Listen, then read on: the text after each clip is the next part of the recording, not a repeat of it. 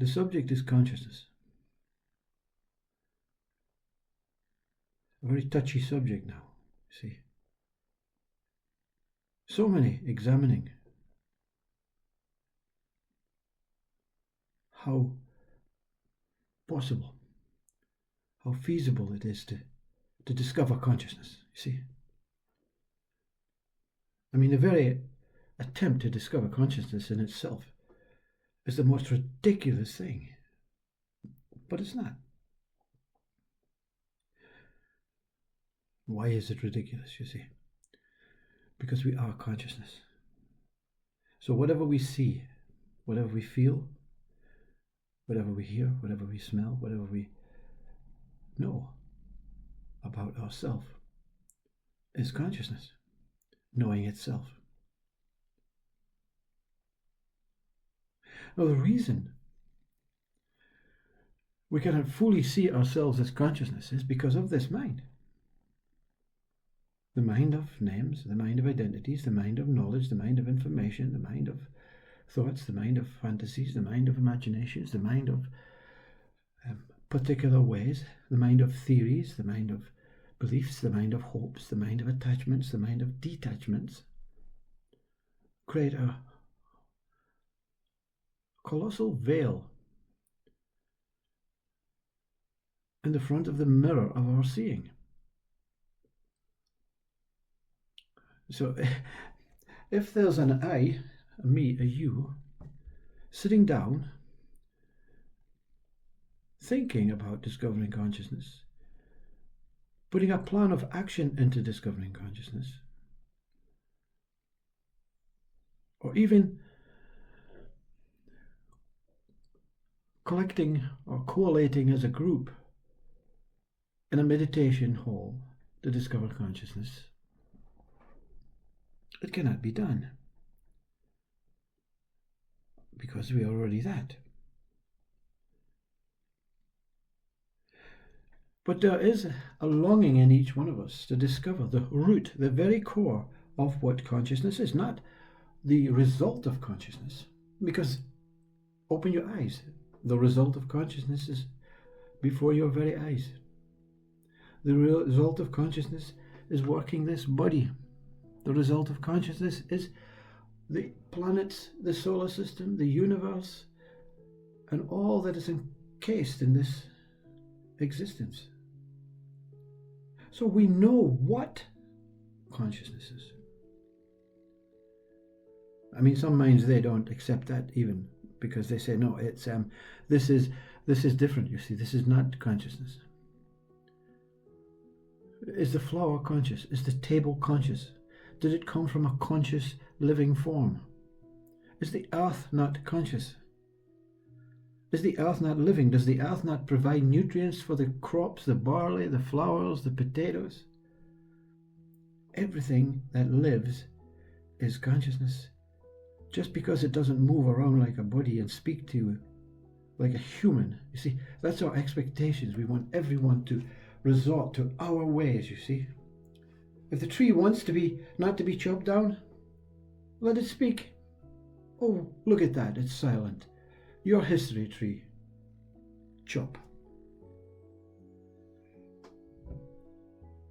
It's the very core of consciousness that we want to experience, and it's within ourselves.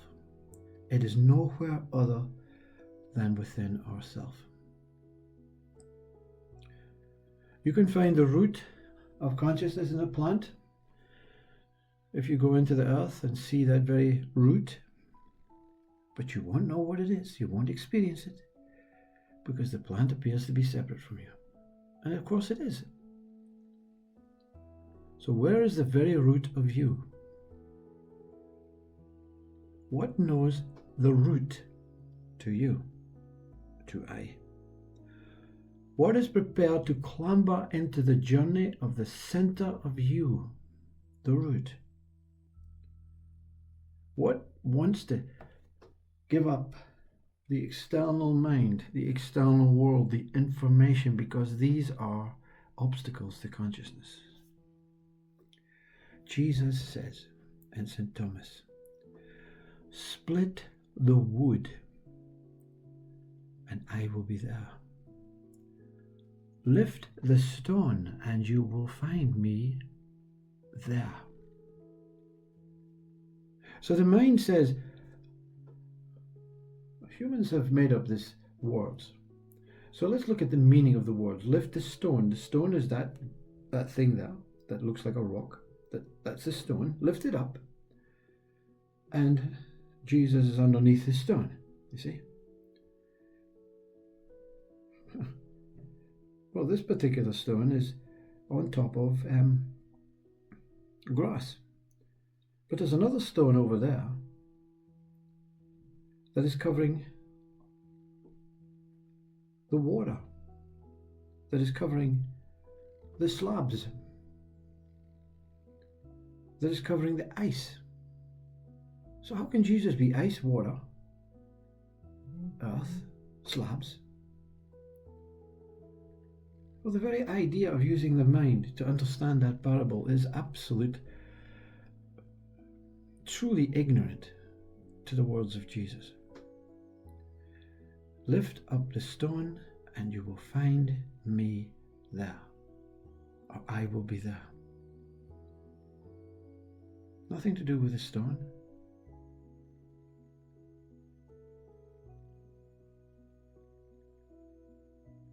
Nothing to do with what's underneath the stone.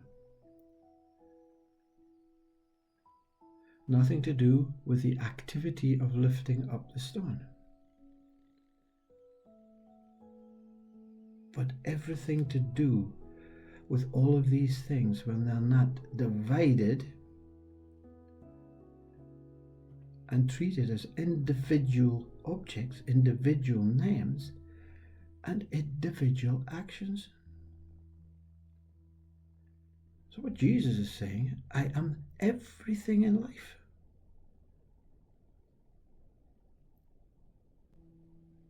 I am the very essence of living. So consciousness is what Jesus is. Spirit consciousness, God consciousness, Christ consciousness. The Bhagavad Gita gives, I can see the reasoning behind it, but it can also say that you have to go through different stages of consciousness, which you will when you go to the very root of your own consciousness, because even in meditation, when you start meditating, it's maybe that for 5 minutes with no mind. Next day, 10 minutes. Next week, 20 minutes. Next week, 40 minutes. So there's a change in your meditation. There's a change in what is being discovered. The more you discover, the more you meditate, the more emptiness, the more nothingness that appears. To the extent of finding pure emptiness.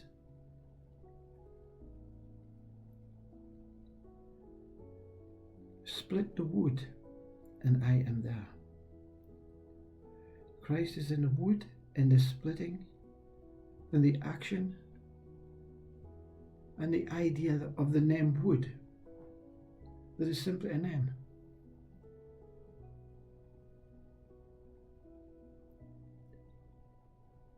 If you want to find the North Pole, if you want to really believe it exists, you have to go there. You don't stop 40 miles from the North Pole and say, yeah, it's up ahead,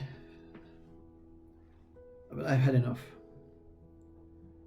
You continue to strive until you find that flag. And you know it's real. It is an actual experience. So the actuality of discovering your own consciousness is real. But you want the scientists to do it for you. And by the way, they'll never, ever, ever, ever understand consciousness. They're the same as you and me. They're individual beings with their own root to the truth of what this is. So you can wait for your internet, your Google, your stuff to come up with scientists have discovered this type, that type, but you'll not know the truth.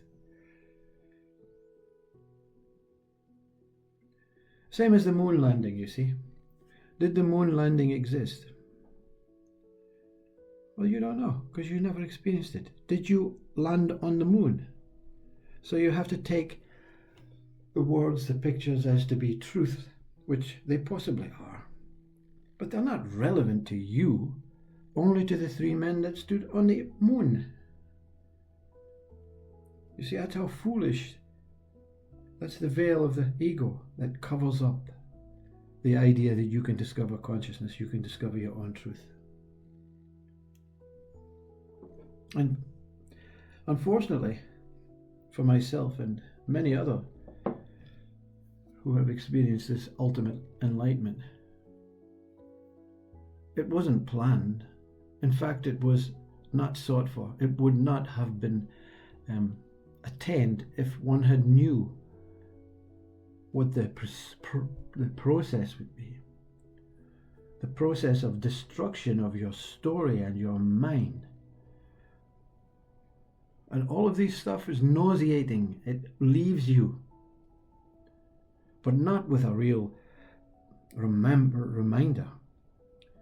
How stupid were you to believe in this? If you have a raw steak, you're going to be sick. You may have diarrhea, you may vomit. But you're not going to vomit or have diarrhea without the steak removing itself and the poison within it.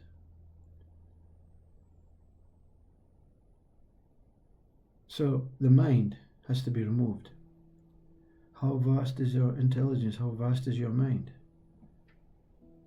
How much are you willing to sacrifice to understand what consciousness is? And when you understand, if you do go to this destination of your own root consciousness, the truth between the relationship of you and God, you'll not be able to talk about it. And you will also truly understand that every human being has their own experience. If you don't experience it, you can take it on board as a true fact from another one's experience and say, yes, it happened. I saw it. I saw him doing it. It was good. It seemed to be good. You're not going to say it was absolute whatever it is, because it's not your experience. And you understand that humans go through this life lazy. Not lazy in what we do as work, not lazy, we are slaves to the working system. We punish our bodies every day in front of computers or digging holes or whatever it is, just to feed some sort of toxic kings and queens and hierarchical people, give them the life that they deserve. Yeah, that's what we do. We'll never change that. It's been historically tried for many centuries, and the human is such a ignorant species in this trying to solve it that it ends up dying painfully and suffering. So we allow this hierarchical idea of living to go on. That's okay. Let's just leave it. Let's leave it. Don't mess with it. You see, it'll run its course anyway. You'll understand that when you discover your consciousness, that this toxicity, this hierarchy is not forever. It's going to eventually fade. But you'll also know that this is a great opportunity to realize what you have to do to continue with the remainder of your life. And I can't tell you that because it's your experience. I know what mine is, but it's not worth troubling your mind with. It's not worth troubling my mind with. But consciousness is all that exists. Whatever you think about God, spirituality, soul, self-emptiness is all contained within this consciousness, because they're individual components of pure, unadulterated, undeniable consciousness. So you say, oh, God doesn't exist then. Consciousness is superior to God.